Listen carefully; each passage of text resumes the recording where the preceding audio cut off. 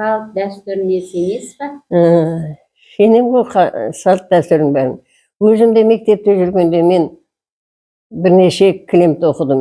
Алғашқы кезде баяғы Ленин уақытында Ленин басын салған 100 жылдығына деген. Одан кейін Әділеттің бейнесін салып кілемді оқыдым мен. Сол жағынан да көп жұмыс істедім. Сосын мать героиня деген бүйтіп әйел адам не істірушы еді ғой мүсіні. Соның нелерін кілемге түсірдім. Мен қоғамдық жұмысына көп араластым. Неге деді, қандай өнерге жақынсыз? Мен қол өнеріне өте жақын болдым. Өйткені кілем тоқуны, тор тоқып, сосын кілемнің түр-түріме алаша, не дейді, олардың бәріне жақын болдым. Қазақтың аспаптары, домбыра, қаталыз ба? Домбыраға енді неде болды, онша қызықпадым ау соны, алып жүре алмадым, бірақ ептеп қана болмаса шіре алып кете алмадым. Зейнетке шықсаңыз да осы мектепке барып сағынасыз ба? Шақырып тұрды ғой, құрметтеп айтып отырмын ғой, жаңа оқушыларым деген алғашқы ұстазым деп, құрметтеп нелерде шақырып тұрды ғой. 25 майда, соңғы қоңырауларда оның барлығында жүрдік. Осы өскелең ұрпаққа, артыңыздан жалғап келе жатқан ізбасарларыңызға қандай өсиет айтасыз? Айналайын, оларға айтатын өсиет көп қой. Өзінің бала шағама, келіндеріме, айналайындар, сыйлы болыңдар. Жүректеріңменен таза, өздеріңе жаңағыдай сабырлы, адамгершіліктерің мол болсын, үлкенді кішіні сыйлай біліңдер, құрметтей біліңдер. Біздің жүрегіміз солай болды ғой. Кішілерге, немерелерге де айтатынымыз сол, үлкендерге, келіндерге де айтатынымыз сол. Жандарым әйтеуір, үлкенге қызмет қылсаң еш уақытта қор болмайсыңдар. Осы таза Алланың саған жолымен тура жүріңдер. Сіздермен қатар жора жолдастарыңыз, көп болды ғой олар. достарыңыз болған шығар, иә? Көп болды ғой, өмірден өтіп кетті ғой енді оның бәрі. Атап айта аласыз ба? Кімдермен араласып, дос болдыңыздар? Достар көп болды ғой, бәрі өмірден өтті. Бірінші класстан бірге оқыған Рахима деген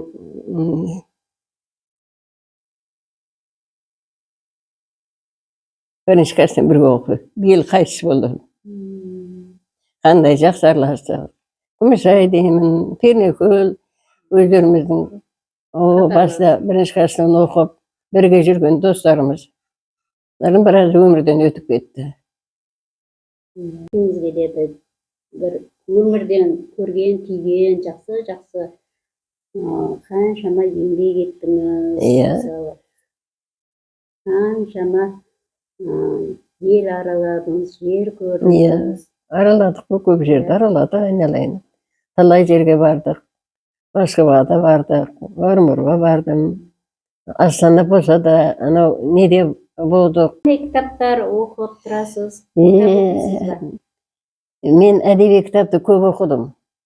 Мен әсіресе ұмытпайтыным 4-ші класста жүргенімде Тоқашев мен Сәкен Сәпулиннің кітабын бір түнде оқып шыққаным есімнен кетпейді.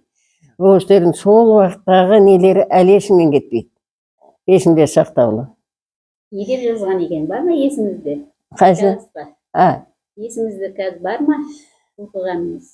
Сәкен Сәпулиннің тау ішінде таудан келе жатырмын дегендегі өмірбаяны, оның жаңа баласының, өзімен бірге тұрған жұбайының нелері есте бар ғой енді олар. Оқыған көп нәрселерім бар. Сосын мен Мұқағалидың кітаптарын көп оқыдым. Кітап жанның азығы дейді, кітап оқып тұрған жақсы. Мен көп әдеби кітапты көп оқимын өзбек. Асаналы Әшімовтің кітаптарын оқыдым. Түркістан жайлы қандай мағлұматтар білесіз, естігеніңіз? Түркістан, Қожа Ахмет Яссауи, Арыстанбаб туралы білесіз ба? Река Ақпарат, естігеніңіз? Түркістанда енді мынау Қожа Ахмет Яссауида үлкен аталарымыз Қылуетке айтып жатып, 40 күндік нелерде жатып жүреді екен, оны барып көбіне аралап сөйтіп жүрдік қой. Құдайбетке де кірдік. Ол жерде енді Түркістан баяғыдан бұрынғыдан келе жатқан ескі қала ғой. Тарихы көп қой, айта берсең. Жайлы не үшін ауылымызды Шорнақ деп қойды екен? Енді Шорнақ деп қойғанда мынау осы жақта Шорнақ төбесі бар деп естиміз ғой. Сол арқылы Шорнақ деп қойылған деп жатыр ғой. Шорнақ төбе деген төбе бар екен ғой, аша жақта. Сол үшін аты қойылған деп сөйтіп жатады ғой енді. Интернат мектебіне сіздің атыңызға кабинет ашып беріпті. Барып көрдіңіз бе?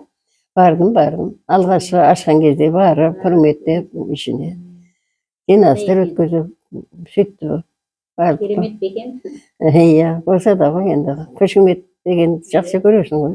Құдайға шүкір оғанда әйтеуір құрметтеп, мектепте жаман өмір сүрген жоқпыз. Өстік, өндік. Сол жерге өзім 20 жасында кірдім. Содан пенсияға шықтық.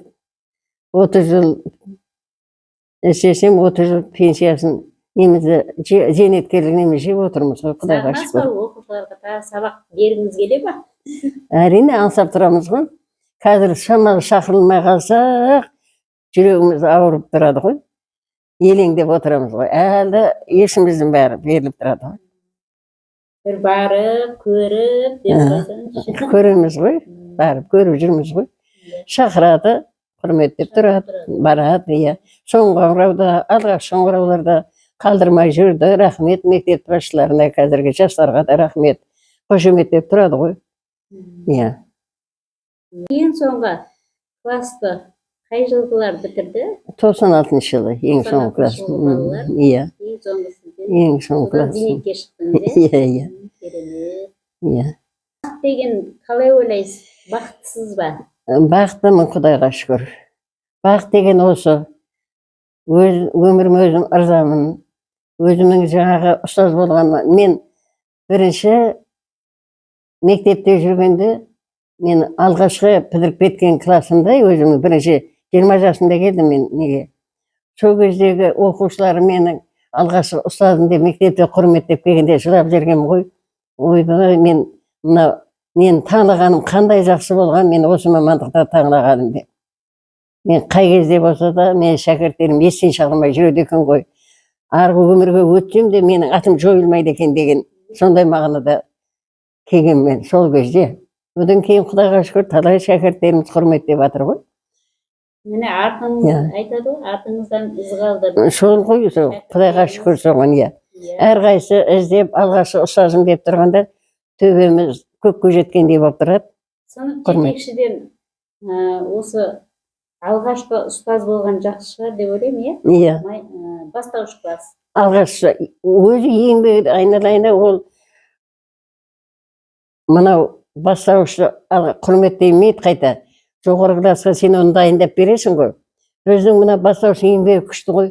Әсіресе мына бірінші класстарда ұйқы жоқ болатын. Мен өзім ұйықтамайтын. Қалай мен 42-43 оқушы келеді ғой. Соны қалайды мен ноябрьге дейін әліппені бітіргенше сауаттандырып шығуым керек.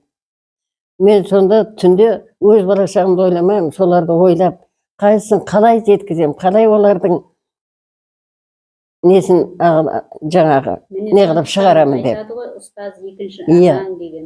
Түн ұйқымды 4 бөлесің. Түн ұйықтамай соларды ертең қалай жеткізем, сол әліппені қалай оларға меңгерте аламын. Соның бәрін меңгертіп шығару керек қой. Құдайға шүкір шығарып жүрдім. Оқушыларым бәрі де жақсы оқыды, жақсы нәтиже берді. Жемісін көріп жатыр. Құдайға шүкір. Байлық деген не сіз үшін байлық? Байлық деген ол ең байлығың сенің өмірде жақсы өмір сүруің, өзің бала шағаң, отбасың. Мына байлық деген кәдімгі анау дүние табу байлық емес. Сенің өміріңде ең жақсы өмірің, өзіңнің бала шағаң, өзің көп жаңағы жүрген жеріңізде құрметті болуың. Өзім айтып отырмын ғой жаңа, шәкірттерімнің әрбір іздеп берген үшін мен төбем көкке жетеді дегендей. Сосын өзіңнің бала шағаны құрметтеп тұру, бала шағаның аман есен жүруге, Осы сол үшін өмір сүреді екенсің. Байлығым солар менің жаным. Осылар. Мен анадай дүние байлықты байлық деп айта алмаймын. Өмірде ең байлық өзіңнің жақсы өмір сүруің, артыңа көп мұраға не қалдыруың, өсиет қалдыруың, жақсы құрметті атақпенен бала шағаңды өсіп өнуге, өзіміз шәкірттеріңнің осы халықпен аман есен болуы ғой біздің тілегіміз. Еліміз тыныш болса, азаматтар аман болса, өзіміз артымыздан келген жеткіншектер аман болып, ел тыныш болсын. Еліміз тыныш болсын.